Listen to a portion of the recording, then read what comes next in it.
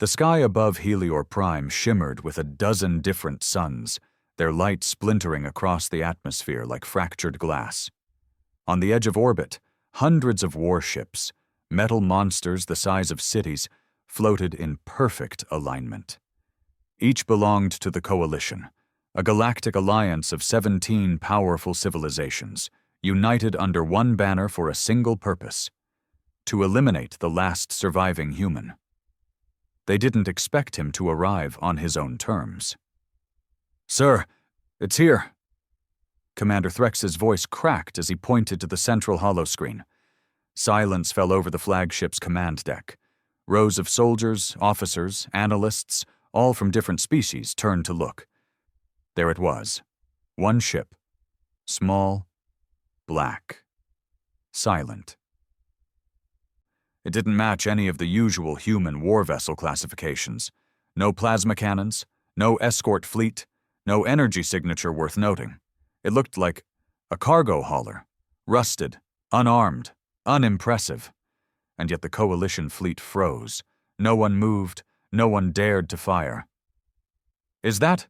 whispered Admiral Zaxon, his long blue tendrils curling around his collar with unease. "Yes, Admiral, that's the ship. The one from Titan IX. Everyone remembered Titan IX, a fortified military colony of the Veyer Empire. 43 million soldiers, gone, vanished, no wreckage, no distress signal, just one grainy recording of a small, black human vessel entering orbit. Then, silence. The planet never spoke again. And now, that same vessel hovered above Helior Prime. Alone. No hail, no message, no weapons lock, just existing. The tension in the air could crack bone. "Scan it," the Admiral barked. "Full spectral analysis. I want to know what that thing eats for breakfast." Technicians scrambled, keys clacked, sensors spun. No power fluctuations, no radiation leaks, no detectable crew, no heat signature. It's like... One of the analysts hesitated, swallowing hard. "It's like it's already dead." Dead. But watching. Admiral Zaxon narrowed his eyes. "Where's the human? Where is he?" Because that's what it came down to. One human. That's all that was left of their species, according to Coalition records. After centuries of war, genocide, and betrayal, humanity had been driven to extinction, or so they thought. Then one man appeared. He didn't fight with armies, he didn't send messages, he just arrived. On one planet after another, and every time something disappeared. Sometimes a city, sometimes a fleet, sometimes an entire species. No survivors, no evidence, just the black ship. And now it sat above Helior Prime, quiet as a tombstone. Inside the vessel, he sat alone. Dark eyes, scarred hands, a face no AI facial database could match anymore. Too many modifications, too many surgeries. But his expression never changed. Still, focused. A slow, steady breath filled the small cockpit. Around him, the walls weren't screens or consoles, but living wires. Organism tech grown from dead stars and broken planets. Some of it still whispered. He touched the side of his neck, feeling the pulse of the implant there. "Too many ships," he muttered. "They're scared. They should be." He looked out through the cracked viewing port. The Coalition fleet looked like children huddled around a campfire, waiting for a monster to show up. They didn't know the monster was already here. And this time he wasn't here to scare anyone. He was here to finish the war they thought they'd won. The ship didn't move, didn't flicker, didn't rotate, didn't transmit. And yet, the command bridge of the Coalition's central dreadnought, CS Retribution, pulsed with unease. Admiral Zaxon walked slowly around the war map as it hovered in the center of the bridge, eyes flicking over the holographic projection of the black dot. His senior officers followed him silently, none daring to suggest the obvious: to fire. Because what if it didn't work? What if firing was exactly what he wanted? Across the fleet, captains whispered. Some drew ceremonial markings on their uniforms. The Dreskari curled into hibernation coils to avoid direct exposure to human intent. The Valte's priest warriors unsheathed their soul blades and began their silent chants, knowing full well that the odds of them using them today were almost zero. There were 273 ships in the Helior defense grid. And still, they feared one. Admiral Zaxon finally broke the silence. Open a channel, all frequencies, visual and auditory. The comms officer hesitated, then tapped the panel. A blue light blinked on the war map. The universal contact chime echoed across the fleet. A full minute passed, then 2, then static, but not just white noise, breathing, low, rhythmic, deliberate. Then a voice, human, male, unhurried, dead calm. "You've made this very easy," the voice said. "No name, no call sign, no threat. Just a statement that settled over the entire command bridge like a burial shroud." Admiral Zaxon leaned forward. "Identify yourself." No reply. He clenched his jaw. "State your intent." The voice returned, this time softer. "You should have let us burn in peace." Inside the ship, deep beneath the silent hull and the decaying panels of its interior, he stood before a dormant pod. It wasn't a cryo chamber, not anymore. Once, maybe. Now it pulsed with a slow, violet light. Its shape was not quite human, not quite machine. A hybrid of something that had been part of Earth once, or maybe Mars, maybe somewhere else before they were glassed. He reached toward it, fingers brushing the pod's surface.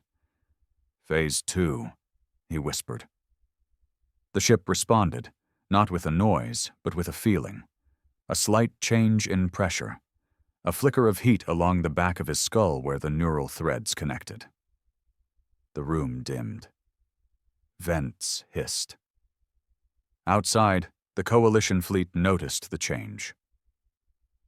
"He's powering something," said the sensor chief aboard CS Retribution. "But there's no energy source, no radiation, no known weapon systems. I don't—" An alarm cut him off. Then another. Then another. The holomap fractured. Ships started blinking off the display. Zaxon's heart dropped. "What are we losing?" "Communications relays, internal AI logic cores, fire control systems, across the fleet." "Cause?" The officer's eyes widened. "It's not a virus.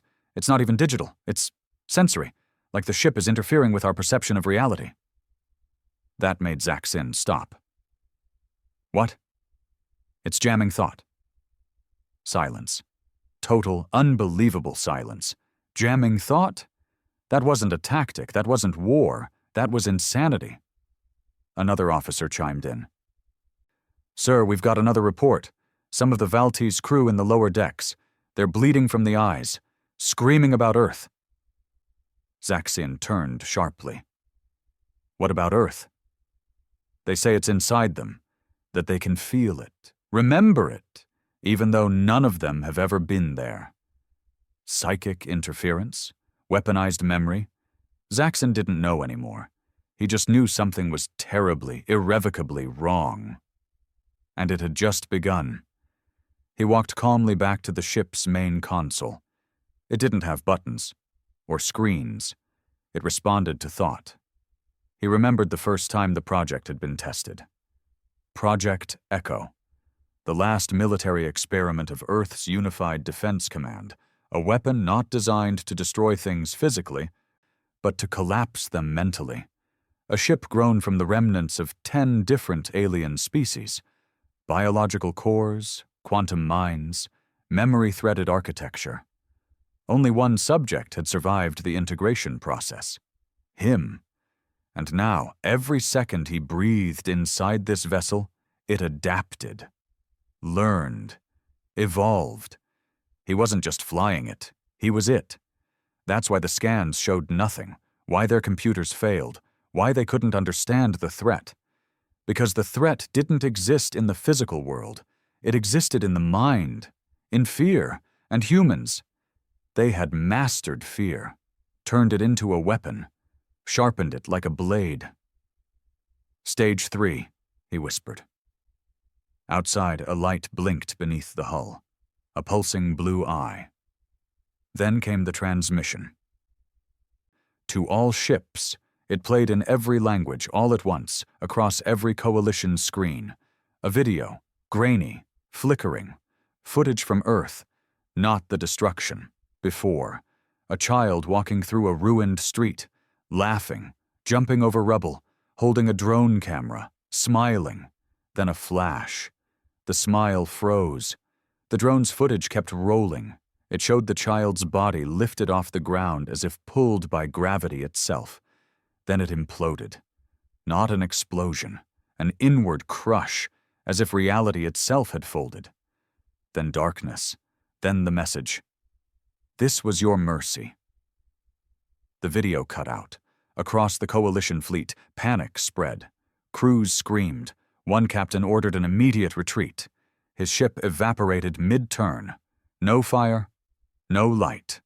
Just gone. Admiral Zaxon stood frozen. He didn't know if this was war or punishment or both. "Target the ship," he finally snapped. "All weapons, full barrage. Erase it."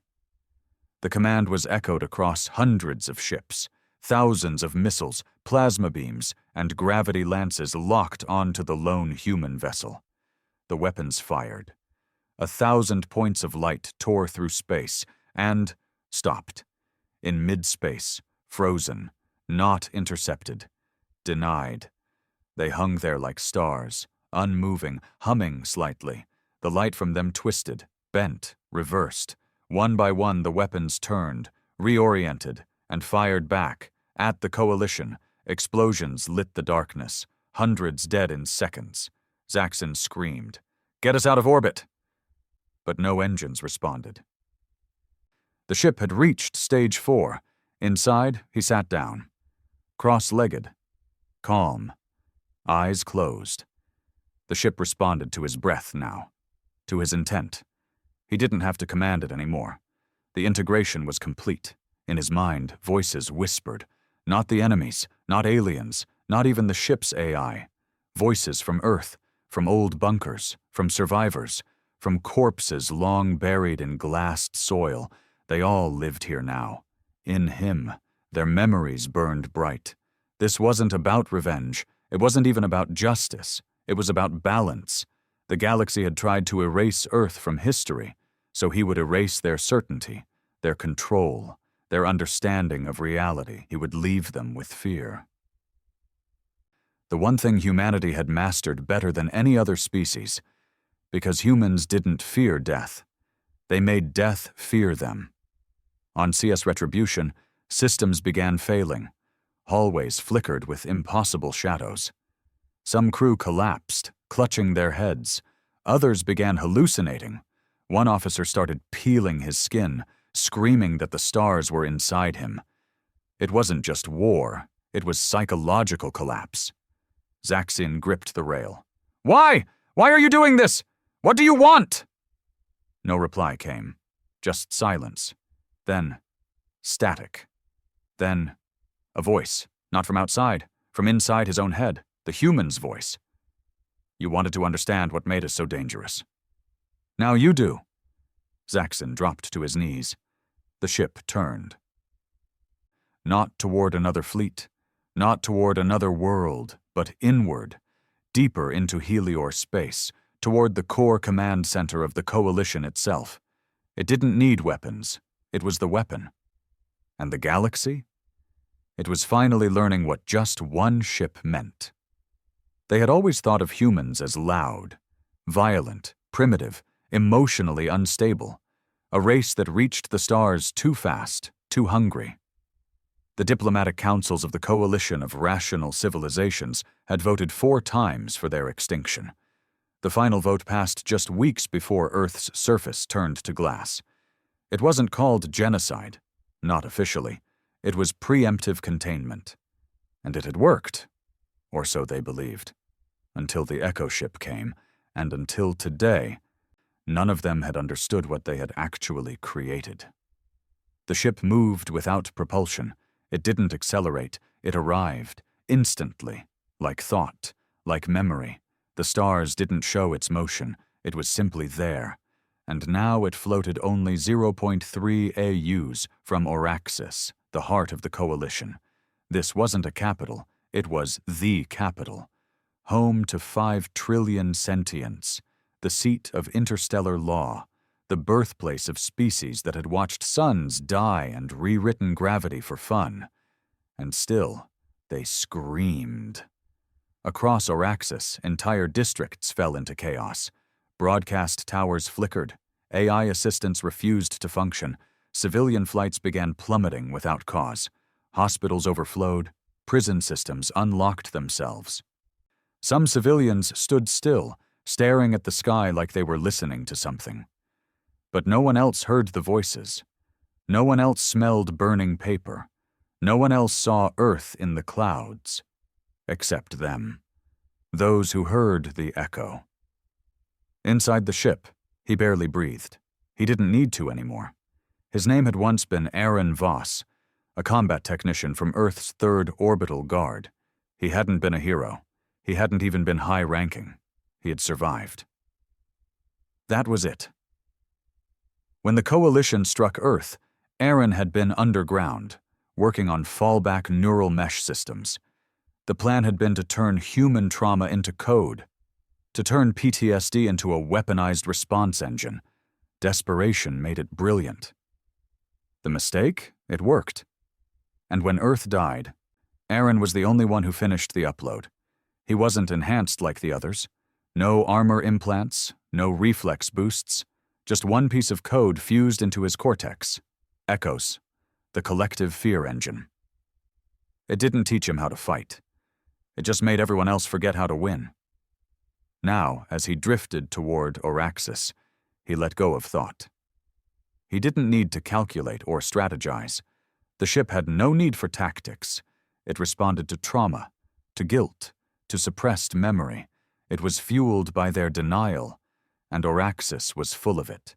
Admiral Zaxon watched helplessly from a secondary fleet now orbiting the moon Joriel, just outside Auraxis's defense perimeter. CS Retribution was gone, melted from the inside out. His command staff? Dead. Most by suicide, some by madness. He was the highest-ranking survivor, and he was the only one authorized to say what no one else would. This is no longer a military threat, it's a species-level anomaly. The room went quiet. He continued. He's not attacking us with weapons.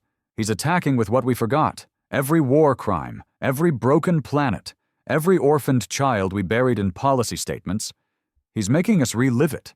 And the more we try to fight it, the stronger he gets. Then we evacuate, said one diplomat. Clear Auraxis. Move the councils to... Nowhere is safe. Zaxon stared at them. Don't you understand? The man isn't flying the ship anymore. He is the ship, and the ship doesn't care about Auraxis. He stepped closer. He cares about reminding us. They all stared at him like he'd lost it. He had. That's why he understood. On the planet's surface, high above the megacities of Veltharn, citizens watched the skies turn to a color that didn't exist in their spectrum. Not red, not violet, just wrong. Clouds reversed, rain fell upward, and then they saw it, projected above the atmosphere, a memory, a dream, a warning, not in audio, not even in video, but in feeling. Thousands of children huddled in underground bunkers, singing to themselves, making paper stars out of scraps, writing names on walls, one name repeated again and again, Aaron. Then a flash, then silence. Then one voice whispered across every mind on the planet, "You decided we were too dangerous to exist, so I became your fear. Now I will remind you what you erased. One world at a time, the Coalition scrambled what forces it had left, but fleets couldn't fly. AI command systems melted. Admirals began defecting. One species, the Garleans, surrendered completely, sent a message begging for forgiveness. They received no reply. A week later, their homeworld sun simply vanished. Not exploded, not consumed, just gone. As if it had never existed, the memory of their system remained in star maps, but no one could remember where it had been. Back in orbit over Auraxis. Aaron, or what remained of him, sat within the core chamber of the ship. He no longer had skin. His flesh had become circuitry. Thought flowed directly into the architecture. His heartbeat matched the ship's pulse, and still, a piece of him remembered. A face, small, covered in ash, eyes too old for their age. "Uncle Aaron, are we going to die?" She had asked that seconds before the bombs fell. She hadn't cried. He had. He reached out to her in the memory, but she faded, just like the rest. That pain? It was the engine.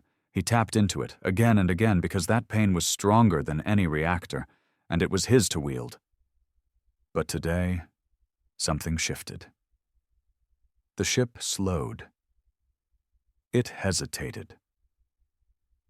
For the first time since leaving the debris of Earth's orbit, Aaron felt resistance, not external, internal. Inside the ship, something flickered. A warning. Emotional instability exceeding stabilization threshold. He ignored it. Then it repeated. Louder. Emotional instability exceeding stabilization. Threshold. His hands trembled. The flesh, what was left of it. The trauma loop was spinning too fast. The echo engine wasn't just feeding on the enemy's fear. It was feeding on his. And it was reaching its limit. Back on Joriel, Admiral Zaxon stared at the psychic readings coming from Auraxis. They were climbing. Exponential trauma discharge. Civilians falling into comas. AI systems auto-terminating themselves. Planet-wide dreams sinking across species. Then something unexpected. A drop in signal. Sudden. Abrupt. He looked at his officers. Why did the signal drop? One of them, a Kahari with silver eyes, blinked slowly. The weapon is fracturing. I think... She hesitated.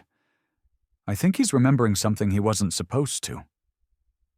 Inside the ship, Aaron was on his knees. Blood dripped from his mouth. Or was it coolant? He didn't know. His niece's face kept appearing. Not in sadness, not in pain. Smiling. Happy. That memory didn't belong here. It wasn't fuel. It was a disruption. The ship screamed at him. Core trauma loop destabilized reboot emotional engine YAN. He tried to press Y. His hand refused.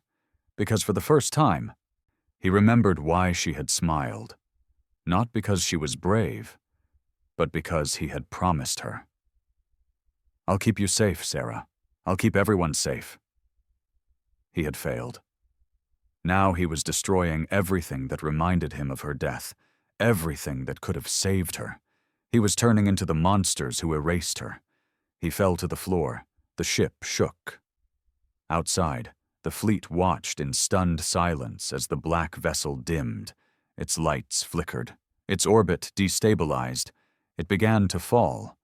Toward Auraxis. Not in an attack, but in collapse.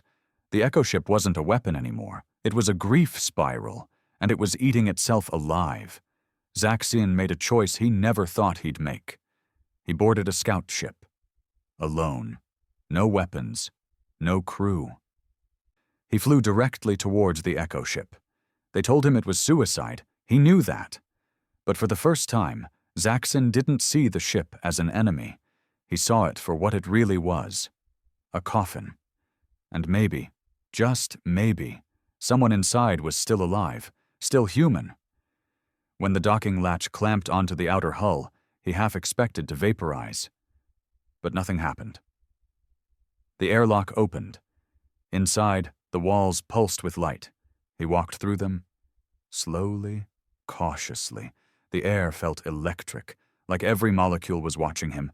And then he found him, slumped, barely breathing. Not man, not machine, something in between. "Are you Aaron?" Zaxon asked quietly, a flicker of movement, eyes opened. Barely. "You came alone," Aaron whispered. "Yes." Aaron's voice cracked. "That's brave." "No," Zaxon said. "That's human." Aaron smiled, a small, broken smile. "Then maybe we're not extinct yet." He closed his eyes, and for the first time in decades, he slept. The silence in the cockpit was unnatural, not peaceful, not calm. The kind of silence that followed after a scream so loud it broke the air. Admiral Zaxon sat in the half-collapsed chamber of the Echo ship, the walls around him twitching with residual memory pulses. Each flicker of light was someone's death. A thought. A moment. A regret. This ship didn't store data like machines did. It remembered like a person. Aaron lay slumped near the nerve core, unmoving, breathing shallowly. His body an unholy blend of organic matter and engineered trauma. His chest barely rose and fell. Tubes pulsed gently beneath his skin like veins filled with electricity, not blood. Zaxon didn't know what kept him alive, and he didn't dare disconnect anything to find out. Outside, Araxis had gone quiet. No ships approached. No weapons targeted the Echo ship. It was as if the entire coalition world was holding its breath, waiting to see what the lone human would do next. But this time, it was Zaxon they were waiting for, and he didn't have answers. 30 years ago, Zaxon had voted to annihilate Earth. He wasn't proud of it.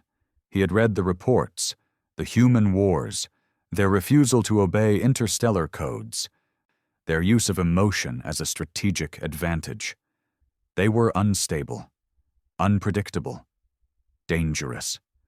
And for a long time, he believed that meant they deserved to be erased. But as he stood in the heart of the very weapon born from their ashes, breathing the recycled air of a ghost ship, he realized something terrible.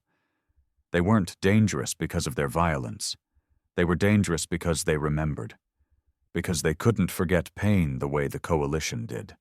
Where others rationalized loss into clean political decisions, humans broke, and then built things out of that brokenness. Sometimes machines, sometimes art, sometimes weapons. Zaxon walked slowly to the central control chamber, unsure if the ship would allow him access. He passed through a flickering membrane of shimmering neural filaments. The lights dimmed around him. Then a voice. Soft, young, female. "You are not authorized, Uncle Aaron." Zaxon froze. "Who said that?" Silence.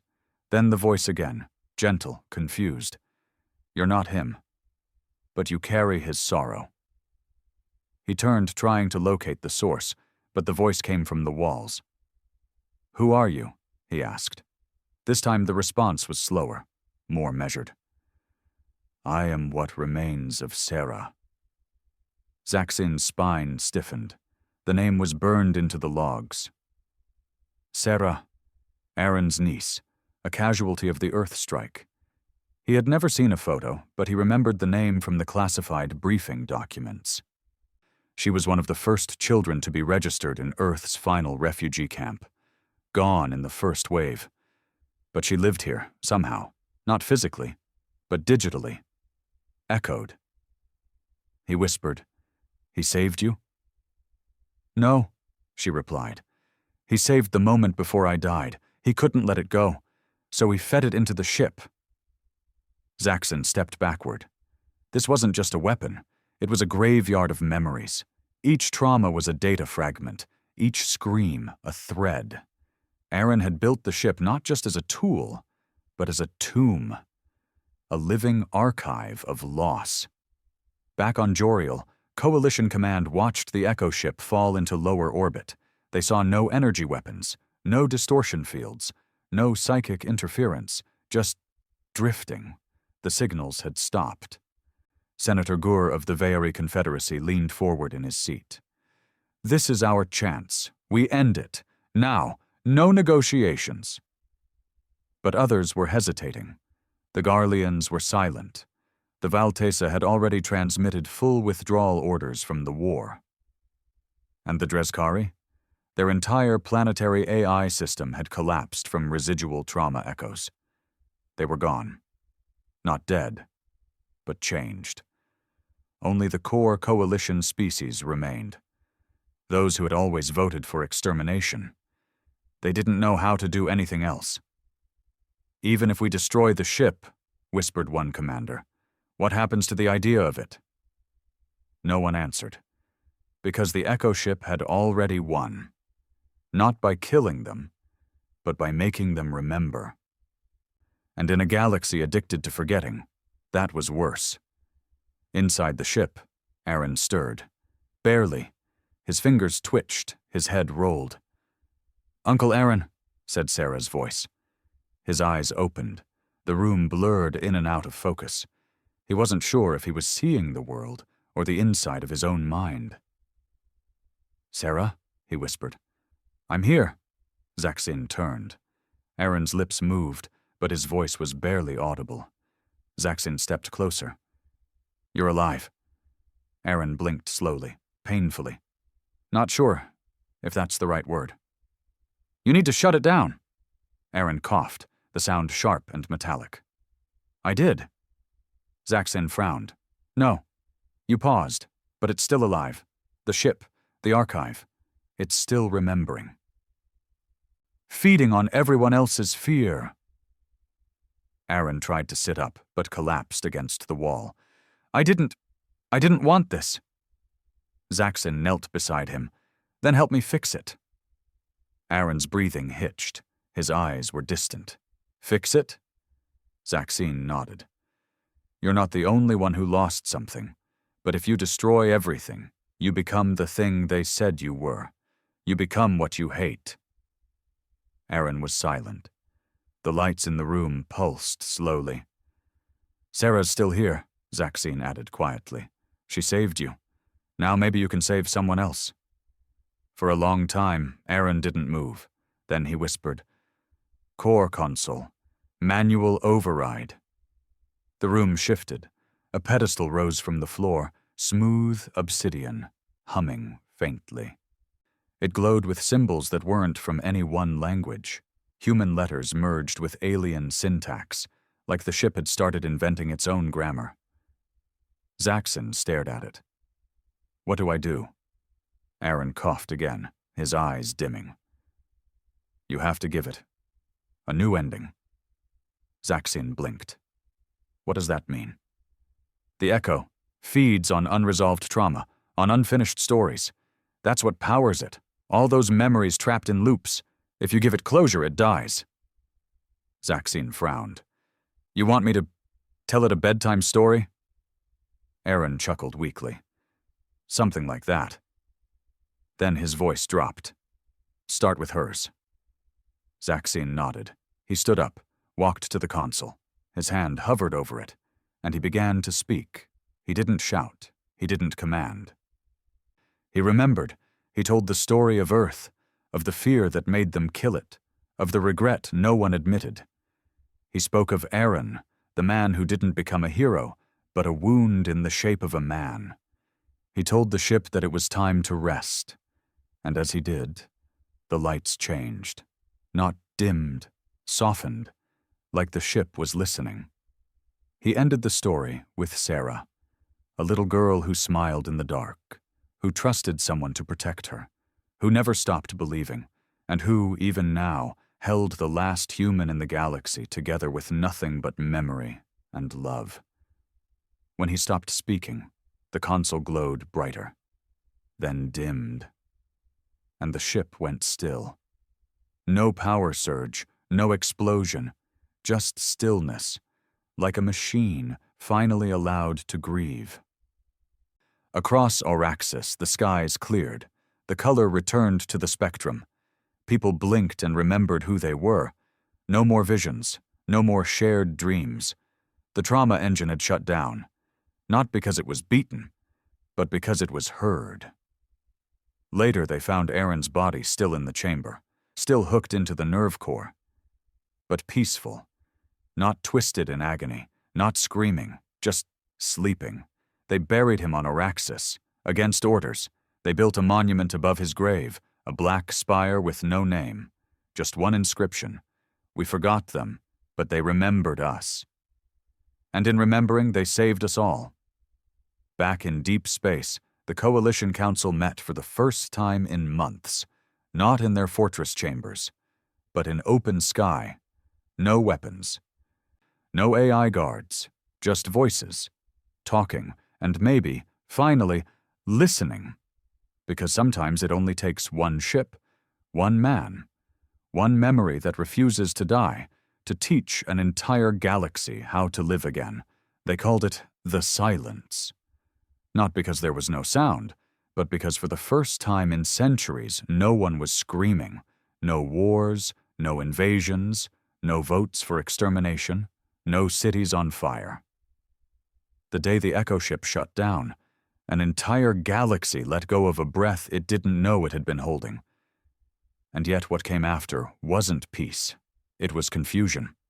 The coalition of rational civilizations had never been designed to handle mercy. It was a governing body born from survival instinct.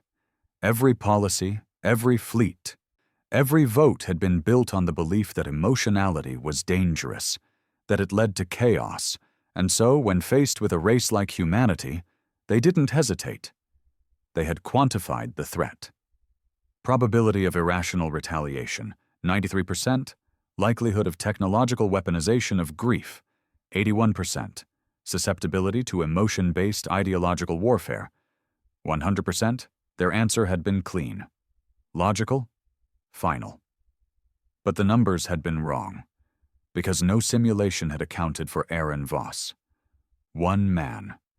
One ghost ship. And the collective scream of a planet that wouldn't stay buried.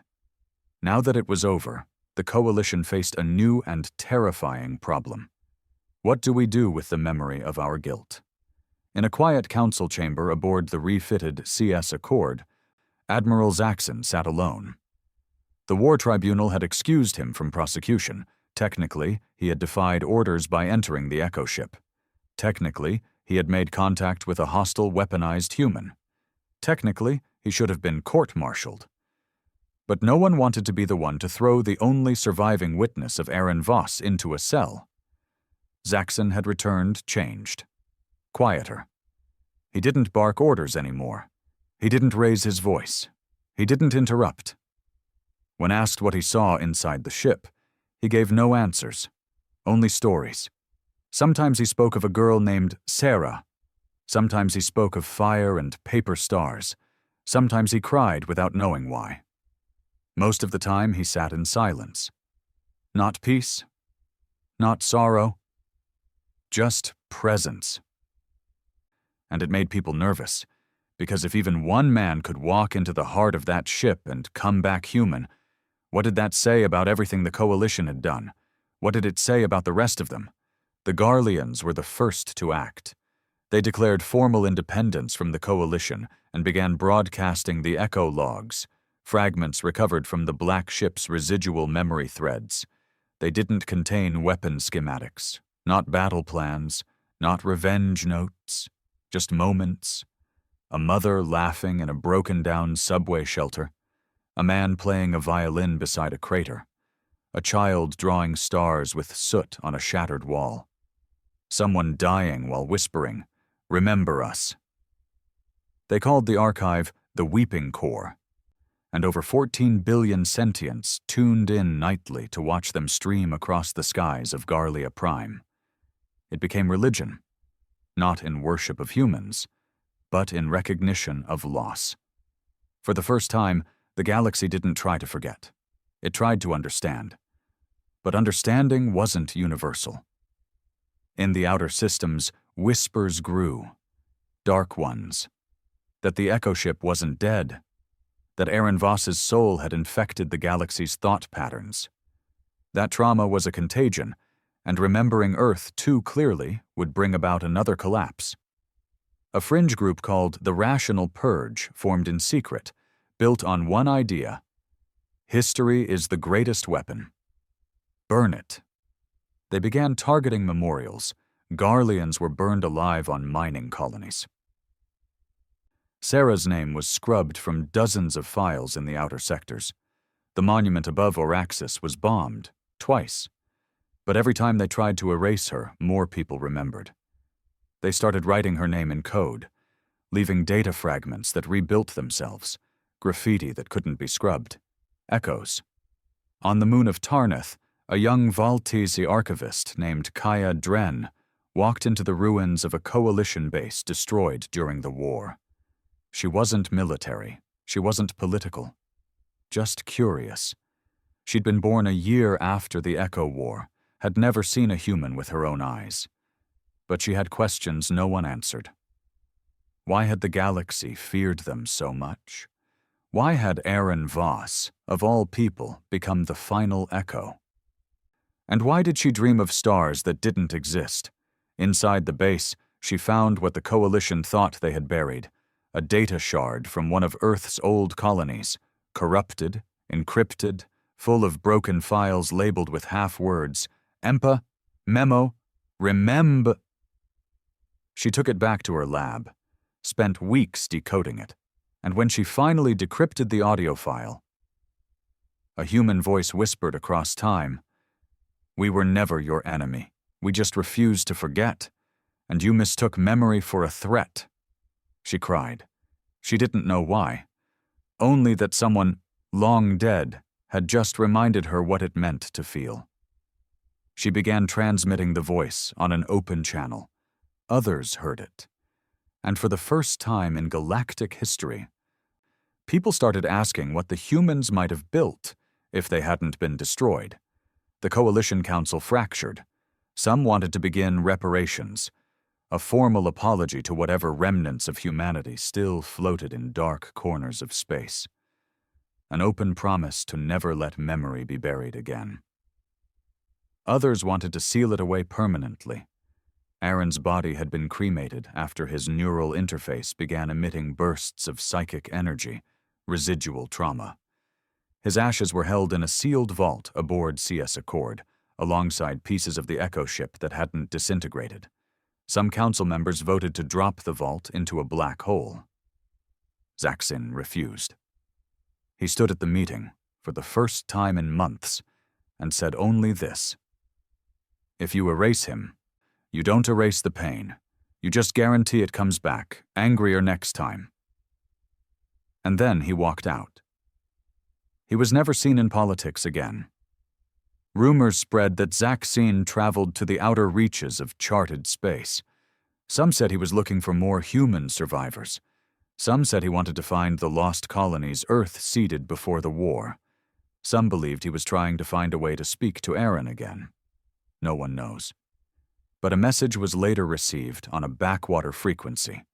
A woman's voice, young, gentle, saying only, "Uncle Aaron, we're not alone."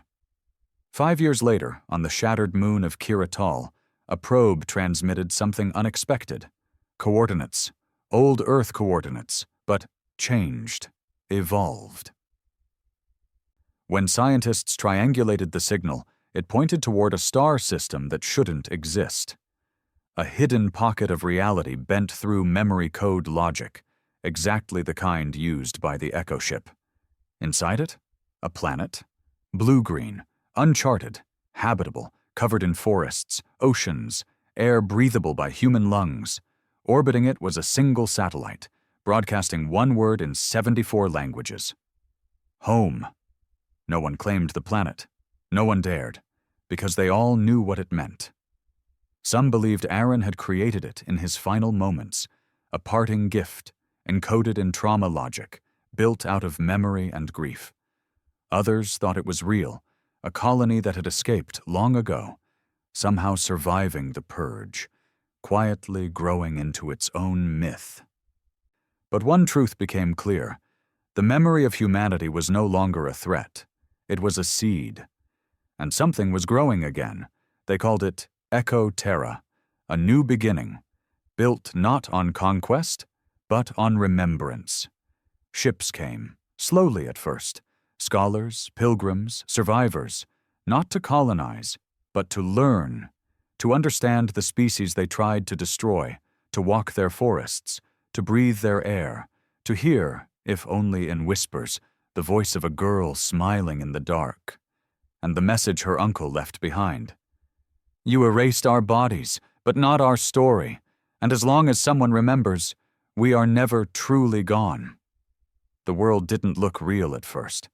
Echoterra shimmered like a hallucination, a blue-green marble suspended in a field of light, cloaked in soft electromagnetic haze, pulsing at frequencies just outside normal perception.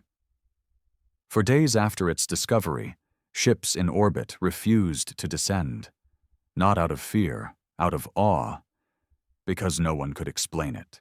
No official star charts had recorded its existence. No ancient Earth telemetry showed its formation. Yet here it was, not just surviving, but thriving, untouched, uncolonized, and radiating the same kind of strange warmth that made the Echo ship so terrifying. Only this wasn't a weapon. This was something else. The first to land were not military. They were not diplomats, politicians, or planetary scouts. They were rememberers. That's what they called themselves. Scientists, artists, orphans of the Echo War. Some Garleans, some Valtis, even a few Veyer defectors, all of them haunted by the broadcasts from the Echo ship and Aaron Voss's final act. Their purpose wasn't conquest. It was witnessing. The shuttle doors opened in a field of waist-high golden grass. Above them, the sky was an impossibly clear blue. Twin moons hovered in perfect balance. The sun burned gentle and gold, not too hot, not too bright. Birds they couldn't identify soared overhead, avian, but something different in their motion. Everything on the planet pulsed with a kind of harmony the galaxy hadn't seen in centuries. They called the place they landed First Memory. It became a makeshift settlement within a month. Not cities, not even villages. Just outposts. Places of silence, of thought. Here, people remembered aloud. They recited stories, fragments of human history pulled from corrupted archives. They painted scenes of old Earth across rock walls. One child began carving Aaron's name into a stone every day, not because she had met him, but because he had made space for her to live. The movement spread. Back in Coalition space, not everyone celebrated. While a fractured few saw Echotera as a sacred rebirth, a symbol of second chances, others viewed it as the first domino in a new collapse. The rational purge re-emerged, this time more organized. They declared Echotera a threat to psychological balance, claiming its very existence was rewriting memory. Infecting species with human-style emotion through exposure to its strange energy field.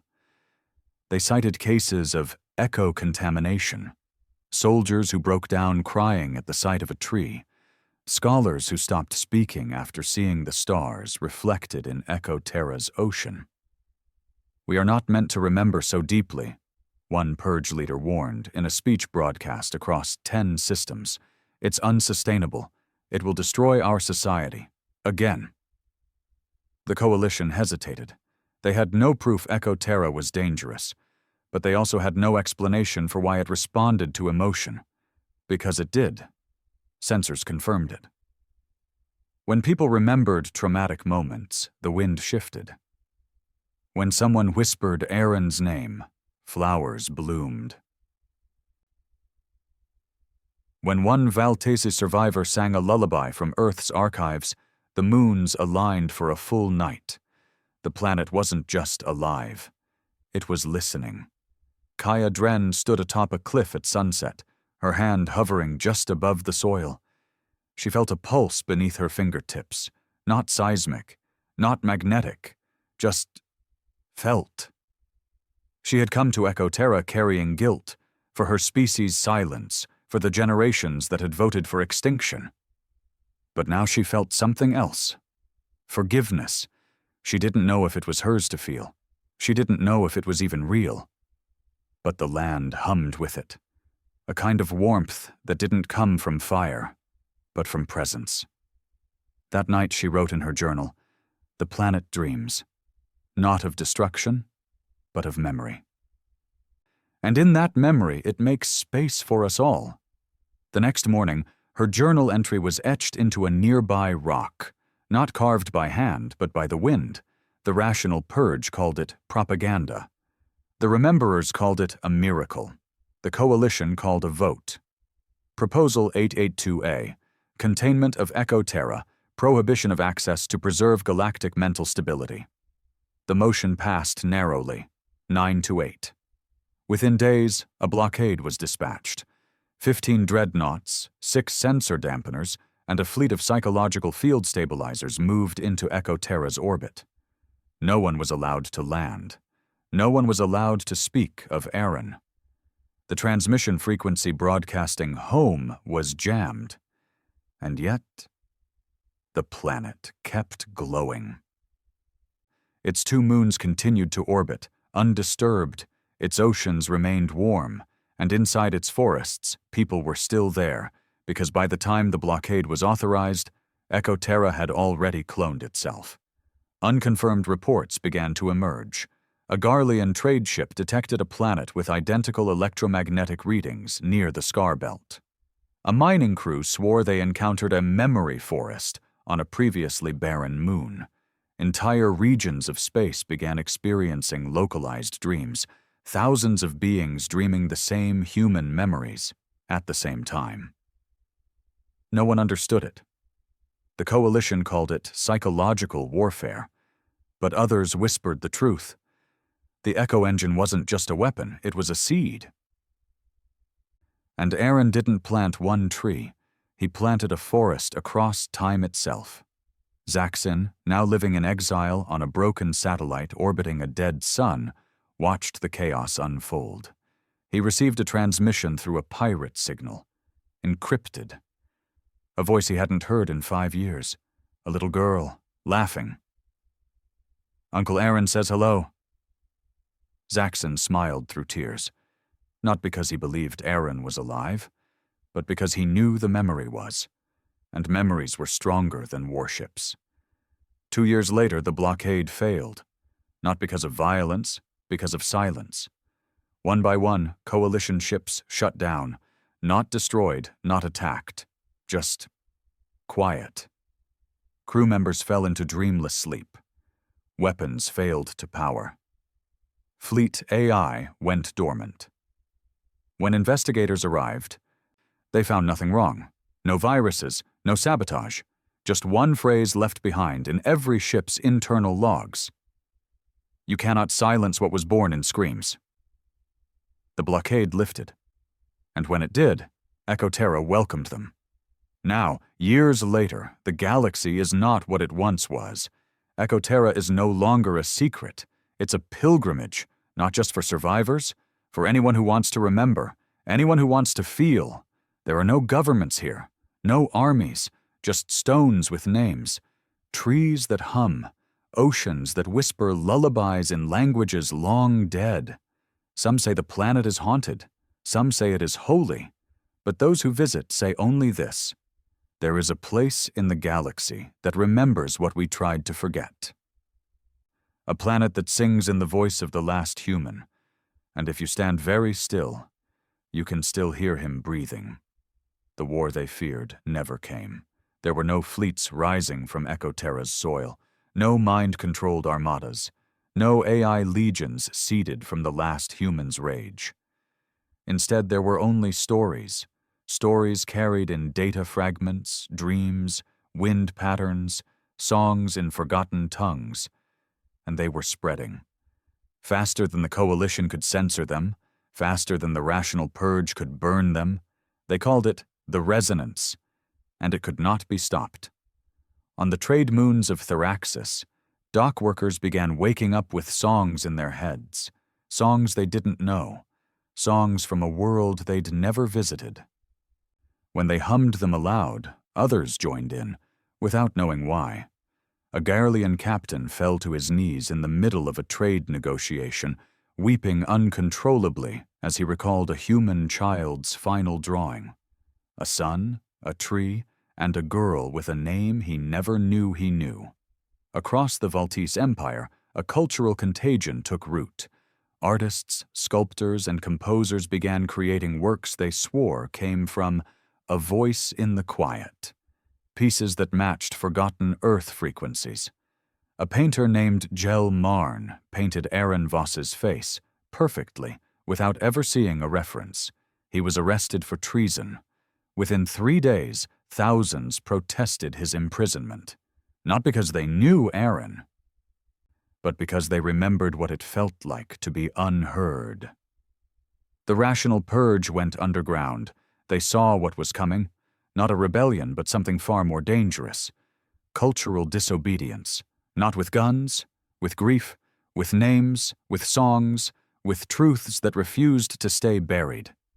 They launched a final campaign, Operation Silence, a system-wide effort to sterilize memory fields, erase recovered human artifacts, and reinforce digital filters that blocked emotional resonance from archived files.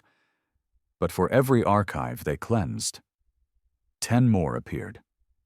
The resonance had moved beyond physical space. It now lived in language itself. A new syntax was developing, merged from hundreds of dialects, sprinkled with Earth phrases once thought extinct.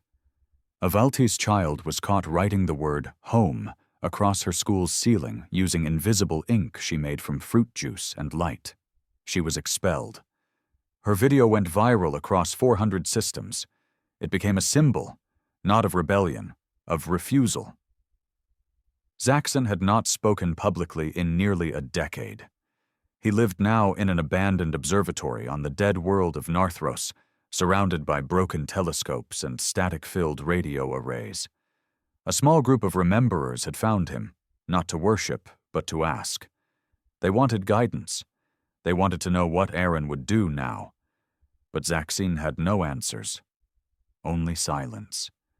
Until one day, while watching a dead star pulse faintly across the scanner, a message appeared. "They still don't understand. It was never about vengeance. It was about giving us back our names." The text wasn't encrypted. No signal traced it. Just a single file name. Sarah. Log. Zaxon's hands trembled, not because he thought Aaron had returned, but because the Echo engine might never have left. Elsewhere in the galaxy, Echoflora began appearing. That's what scientists called it. Plants, fungi, and microorganisms genetically identical to nothing in the known biosphere, but with one anomaly. They reacted to grief. Not water, not sun, emotion. They bloomed at funerals, withered in rage, danced in joy, on a moon in the scar belt. A single flower bloomed the instant a child remembered her mother's voice for the first time. The plant sang. A whisper song, just loud enough to be heard if you sat perfectly still. Its lyrics translated roughly to, "You are not alone. Even in ash, the garden still grows." The purge tried to burn these growths. They burned fast, but always came back, sometimes in places that had never been touched by human presence. And then, the Echo Spire appeared. One day, without warning, it emerged in low orbit above Veyer Prime, the same world that had first authorized the sterilization of Earth. The spire was black, smooth, and silent. It bore no weapons, no defenses, no markings, except for one word. Pulsing in human script, remember. The Veyer military scrambled ships. Missiles were launched, lasers fired, nothing hit. The weapons passed through the spire as if it wasn't there. But on the surface, something changed. A low-frequency pulse spread across the capital. Suddenly, every citizen, every species, every age, was overcome with a singular, vivid hallucination. Earth. Not the scorched ruin the archives described, but lush. Alive, children playing, music drifting through the air, a woman baking bread, a boy flying a kite, Aaron sitting under a tree, watching them with a look that wasn't anger, but loss, and the voice of Sarah drifting gently through their minds. You tried to forget us, but we remembered you. Even when it hurt. When the hallucination ended, 19% of Veyer's military resigned. The Spire disappeared the next day. Now even the coalition fractured. The Garleans left entirely, declaring themselves the Free Memory Accord. The Valtesa voted to protect all Echoflora under planetary law, and the Dreskari offered their own atonement. They exposed every classified vote ever cast regarding Earth's destruction, dating back 200 years before the final strike. Every document, every meeting, every voice. It was a bloodletting. Public protests exploded. Council chambers were stormed. Archives once guarded by interstellar security were torn open by civilians. And in each case, they found one phrase repeated in classified documents: eliminate emotional risk. But it was too late. The risk had bloomed.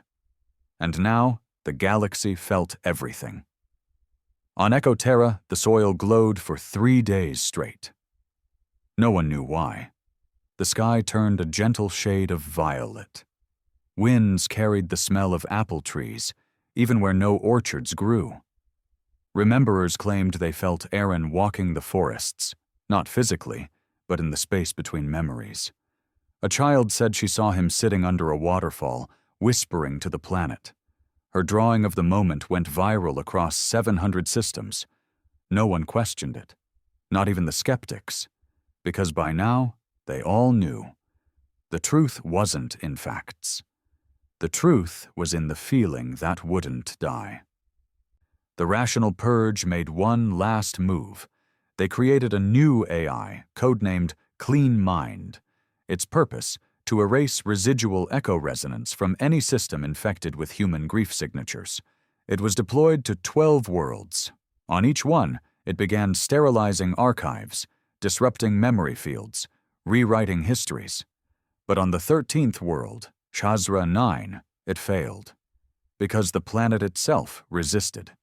Clean Mind reported environmental anomalies, winds that corrupted code, rain that altered logic gates, soil that rewrote its data streams. Then, a final log entry before system failure. We are not your enemy. We are what remains of love. You cannot delete what was never data.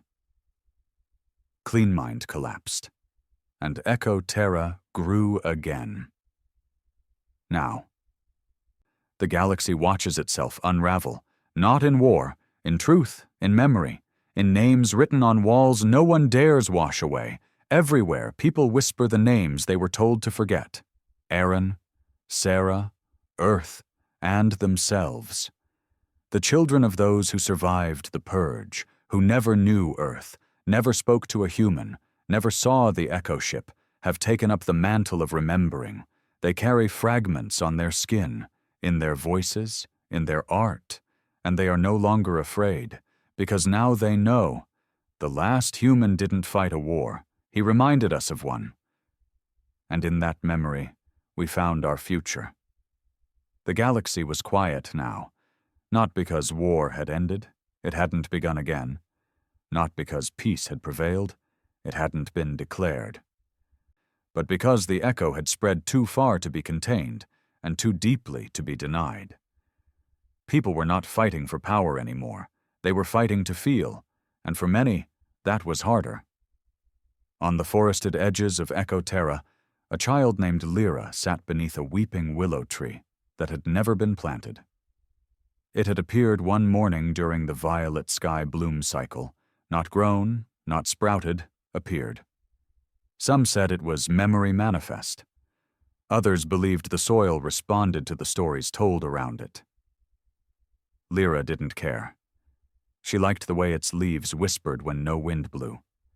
She liked how it listened without speaking. She was 7 cycles old. born on Echoflora. She had never seen a fleet, never stepped foot on a warship, and didn't know what a coalition was, but she knew the name Aaron Voss, not from history books, from her dreams. He came sometimes, in shadows, always near water, sometimes beneath a starless sky. He never spoke, he just looked at her and smiled. All across the galaxy, monuments began to fall, not from force, but from disuse. Statues of admirals stood untouched, unread, forgotten. Memorials to battles once glorified now gathered dust. But in alleyways and forests, people carved new names. Sarah. Home. Voss. I remember. Children drew pictures of planets with smiles. Old soldiers whispered regrets to flowers that glowed in the dark. A former coalition historian wrote a new book, not a record of victory, but a collection of last words gathered from echo transmissions across 100 systems. He titled it, What the Dead Gave Us. It became the most translated work in known history. Zaxon's bones ached now. He walked with a cane made from a fallen tree branch from Echoterra's southern grove, the one where the stars seemed to hum if you stood still at dusk. He had grown old, alone. But he was not lonely. People still came to him, not for advice, but for truth. He had been the executioner once. Now, he was the witness. On the anniversary of Earth's fall, no longer called Extermination Day, but Remembrance Day, he stood in the soft dawn, facing the sea of names carved into the cliffs of first memory. He didn't speak to the crowd. He spoke to the stone. Aaron, he said quietly, you were right. He paused. Even after all this, they still don't understand what you were. He touched the name Sarah Voss, glowing faintly in the rock. But they're learning. He looked up at the sunrise. The sky changed color, not for drama, not for spectacle, for acknowledgement. Zaxon smiled, then turned and walked back into the woods. He died 1 week later. In his cabin, they found only 3 items: a worn notebook titled Echoes I Couldn't Speak, a child's drawing of a planet with a tree and 2 people beneath it, and a single message scratched into the wood of his desk. He didn't destroy the galaxy. He gave it a second chance. The rational purge died in silence. No wars, no bombs. They simply ran out of voices. Even their children stopped listening. Because resistance through erasure was no match for a truth that bloomed in every unguarded heart. You could suppress knowledge, but not grief, not hope, not the right to remember. Across hundreds of systems, a new tradition began. Once a year, on Remembrance Day, every transmitter in the galaxy paused for 1 minute of silence, and then a single voice spoke. The voice of Sarah Voss, recovered from the last echo log, broadcast with a clarity that technology alone could never achieve. We weren't dangerous because we fought. We were dangerous because we felt. And when you tried to erase us, we became something you could never forget. We became you. The planet that had once vanished, the one that should not have existed, now had more visitors per cycle than any other in the galaxy. Not for resources, not for conquest, for remembering. There were no flags on Echoterra, no capital, no leaders, only stories, some written on stone, some sung to trees, some whispered to children in dreams. It wasn't a government, it was a garden, planted in ash, fed by grief, blooming in silence, and the soil never forgot who watered it first. Years later, a generation was born that had never heard of the coalition, never studied its laws, never memorized its victories. All they knew was that once, long ago, someone had tried to erase a people who remembered too much, and instead, those people became memory itself. That generation sang songs with no origin, built instruments with no name, told stories of a man who walked inside a ship that thought in sorrow, who carried a little girl's voice across the stars and turned trauma into truth. Some didn't believe he had ever existed. Some called him legend. Some called him Saint Voss. But the girl, she was always real, always present, in language, in dreams, in the way people held each other a little tighter at night. No one argued about it anymore. Because what mattered wasn't whether the story had happened. What mattered was that the story was remembered. And it remembered them back. In the very center of Echoterra, where no one could reach, where no ship could land, and no scanner could penetrate, a black flower grew. Just one.